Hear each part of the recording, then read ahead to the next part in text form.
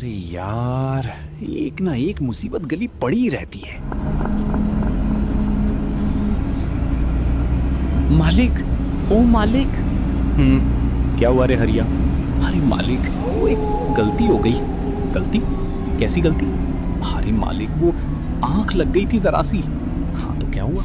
रोज का है तुम्हारा। मैं तो घने जंगल में अकेले बस चलाता हूँ। अरे मालिक, एक सवारी बस में रह गई है अभी। क्या सवारी? पर सारे बस स्टॉप तो निकल गए, अब कहां से रह गई सवारी? अच्छा, मैं बस रोकता हूँ, जगह उसे जाके। साहब, ओ साहब जी। हाँ, क्या हुआ? अरे आपने कहाँ का टिकट लिया था? मैंने तो छायापुर गांव का टिकट लिया था। क्यों, क्या हुआ? अरे साहब, सारी के सारे बस स्टॉप निकल गए और आप बस खड़ी करने डिपो में जा रहे हैं। और हम सुबह तक वहां पहुंचेंगे क्योंकि बस में खराबी है। और छायापुर तो कब का निकल गया। अरे, ये क्या हो गया? मुझे तो जल्दी पहुंचना था, पर अब तो ये बादल भी बहुत हैं, बारिश कभी भी आ सकती है। ऐसा करो, बस रुकवाओ। हाँ ठीक है। मालिक, वो पैसेंजर बार बार बोल रहा है यहीं उतरना है। कह रहा है आज कैसे भी घर पहुंचना है। मालिक, क्या करें? भैया, उस पैसेंजर को इस काली घाटी के जंगल में उतार नहीं सकते। तू जानता है ना, यहाँ आए दिन अजीब अविश्वसनीय घटनाएं होती रहती हैं। अगर हमने उसे यहाँ उतारा और उसे कुछ हो गया तो जिम्मेदार हम होंगे। मालिक, बस घुमा लें क्या? यहाँ रुकना ठीक नहीं लग रहा। नहीं भैया, बस की हालत देख। वापस घुमाई तो शायद ये वहीं बंद हो जाएगी और फिर हम सब यहीं फंस जाएंगे। ऐसा करो, उसका मोबाइल नंबर ले लो और उसे अपना नंबर दे दो। सुबह होते ही हम उसे फोन करेंगे, पूछेंगे कि वो सही सलामत है या नहीं। साहब, मेरा तो यही कहना है, आप अभी इतनी रात में इस रास्ते में मत जाओ, हमारे साथ चलो। क्यों, क्या दिक्कत है इस रास्ते से? अरे यहाँ से छायापुर तक का रास्ता सुनसान जंगल से होकर गुजरता है और काफी दूर है। हाँ मैं जानता हूँ, पर मैं क्या करूँ? मुझे हर हाल में वहां तक पहुंचना है। अरे साहब, पर इस रास्ते में एक... अरे हाँ हाँ, सब जानता हूँ। ठीक है, अब मैं जाता हूँ।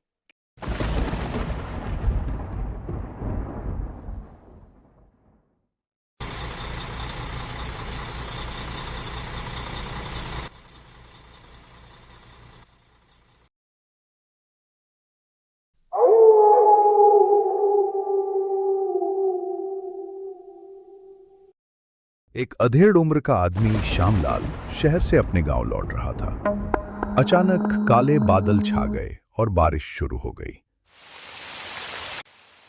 हे भगवान, अब ये बारिश, और ऊपर से मैं अपने गांव से इतना दूर काली घाटी के जंगलों में, और ये बारिश भी पता नहीं कब तक रुकेगी।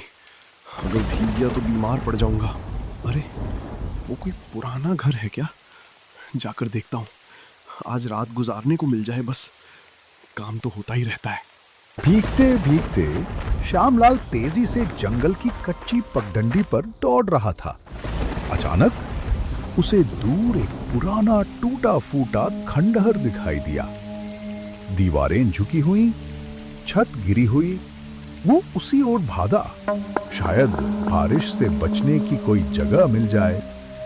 जैसे ही वो खंडहर के पास पहुंचा, एक तेज हवा का झोंका आया और उसके रोंगटे खड़े हो गए। अरे बाप रे, इतनी तेज बारिश! लगता है पूरी रात यहीं गुजारनी पड़ेगी।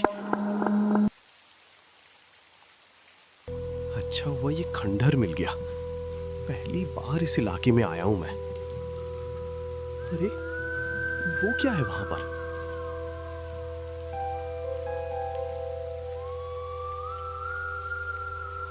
शायद लालटेन जल रही है, कोई दुकान लगती है। चलो देखता हूं, वैसे भी जोर से भूख लगी है। खंडहर के पास जाते ही उसने देखा कि थोड़ी दूरी पर एक छोटा सा ढाबा है।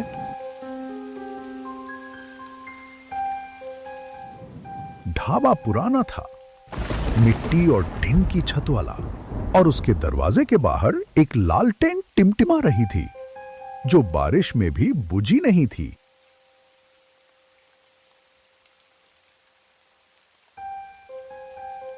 आओ बेटा, भीग जाओगे, अंदर आ जाओ।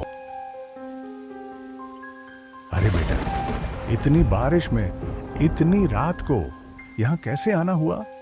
अरे अब क्या बताऊं दादा, वो मैं कहीं से आ रहा था, रास्ता भटक गया तो यहाँ आ गया। अच्छा बेटा, कोई बात नहीं, बताओ क्या खाओगे या चाय पियोगे? बाबा, खाना खाऊंगा, बहुत जोर से भूख लगी है। अच्छा ठीक है, आ जाओ अंदर, और भी लोग हैं। अरे खाने को कुछ है भी? कोई आएगा भी या नहीं? अब तो बहुत रात हो गई है और बारिश भी। अरे क्या कह रहे हैं आप? मैंने तो अभी अभी अपना ढाबा खोला है, थोड़ी देर बाद ही तो लोग आने शुरू होंगे खाने के लिए। अरे आसपास कोई कारखाना है क्या, जो इतनी सुनसान जंगल में इतनी रात को लोग? अरे नहीं नहीं, वो लोग तो बहुत दूर रहते हैं, बस खाने की लालच में रोज आते हैं। मौत का बुलावा जो है। मौत का बुलावा मतलब? अरे वो सब छोड़िए, आप बैठिए, मैं आपके लिए खाना बनाकर लेकर आता हूँ। इतना बोलकर मंगलू अंदर की ओर चला गया। जैसे ही श्यामलाल बैठा, उसकी नजर दरवाजे पर पड़ी और वो चौंक गया। दो कंकाल दुकान के अंदर घुस रहे थे, लेकिन पल भर में वो फिर से आम गांव वालों जैसे दिखने लगे। श्यामलाल ने सोचा, शायद भूख की वजह से उसे ऐसा लग रहा है। आज तुम्हारी बारी है, आज से तुम भी हमारे साथ ही रहोगे। इतने में मंगलू गर्मा गर्म खाना लेकर आ गया। साहब, जब तक आप ये खाइए, मैं मछली बनाकर लाता हूं। अरे मंगलू, हमें भी तो खाना दे रे। हट! अरे तुम चुप रहो, तुम तो रोज आते हो। आज साहब पहली बार आए हैं, खातिरदारी तो करने दो। थोड़ी देर बाद मंगलू मछली लेकर आ गया। अरे वाह मंगलू, क्या मस्त खाना बनाते हो। अरे नहीं साहब, ऐसा कुछ नहीं। इतना कहकर मंगलू अंदर चला गया। दूसरी तरफ दोनों गांव वाले ऐसे खाना खा रहे थे जैसे पहली बार खाना देख रहे हों। अचानक श्यामलाल की नजर उनके हाथों पर गई। अरे बाप रे, ये क्या देख रहा हूं मैं? मुझे अब यहां नहीं रुकना चाहिए।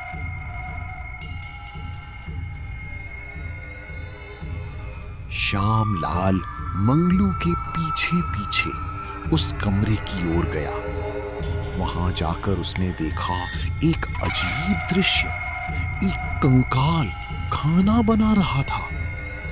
श्यामलाल समझ गया, वो कोई और नहीं, मंगलू ही है। अरे बाप रे! अरे साहब, क्या देख रहे हो? मैं मंगलू ही हूं। श्यामलाल भागकर वापस आया, लेकिन देखा वो दोनों गांव वाले अब इंसान नहीं, कंकाल बन चुके थे। वो तेजी से भागने लगा और तीनों कंकाल उसका पीछा करने लगे। अरे पकड़ो उसे, भागने मत देना, इसे भी हमारे साथ करना है। इसने मेरे खाने के पैसे नहीं दिए, पकड़ो इसे।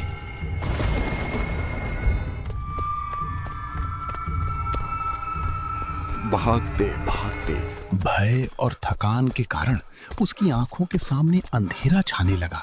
उसे सब कुछ धुंधला दिखाई देने लगा, मानो अब उसका आखिरी समय हो। श्यामलाल एक जगह पहुंचा और वहीं गिर पड़ा।